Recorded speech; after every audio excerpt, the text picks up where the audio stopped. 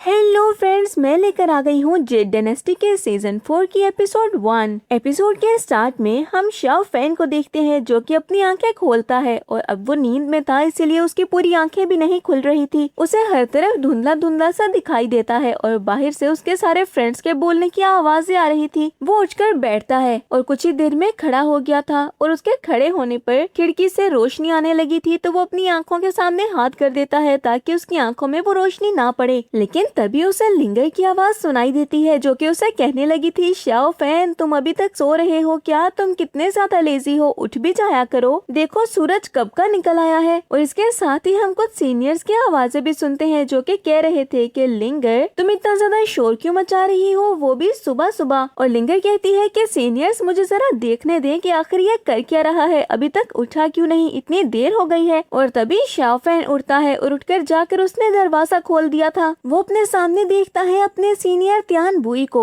सूरू, त्यान लिंगर और सॉन्ग डेरन को, जो कि अपने सामने शाओ फैन को देखते हुए कहने लगे थे, अरे शाओ फैन तुम उठ गए हो। शाओ फैन खड़ा भी ये सब देख ही रहा था कि अचानक से एक झोंका आता है और सब कुछ बदल गया था। उसके सामने वो सब लाशों की तरह पड़े थे। शाओ फैन आगे की तरफ भागता है ताकि वो देख सके कि आखिर यह हुआ क्या। हर तरफ रेड कलर की एक एनर्जी फैल गई थी और शाओ फैन को भी वही एनर्जी रोक लेती है और ऐसा लग रहा था कि जैसे किसी चीज ने उसे पूरी तरह से जकड़ लिया हो। वो अपने सामने उन सबको देखता है अपने से दूर होते हुए। वो चीखता है, चिल्लाता है, लेकिन वो कुछ भी नहीं कर पाता। उसके पास है लू शूशी, उससे दूर जाने वाली थी। वो लूशू का हाथ पकड़ता है, उसे रोकने की कोशिश की थी कि वो उससे दूर न जाए, लेकिन कुछ ही देर में लूशू का हाथ भी उसके हाथ से छूट गया था और वो भी उससे दूर चली जाती है। शाओ फैन के मुंह पर उसी रेड कलर की एनर्जी ने अपना हाथ रख दिया था। शाओ फैन सबको रोकने की कोशिश करता है लेकिन वो किसी को रोक नहीं पाता और बस चिल्लाता रह जाता है। जिसके बाद हमारा सीन चेंज होता है और हम देखते हैं शिंगजुन सेट के बाहर शाओ फैन को,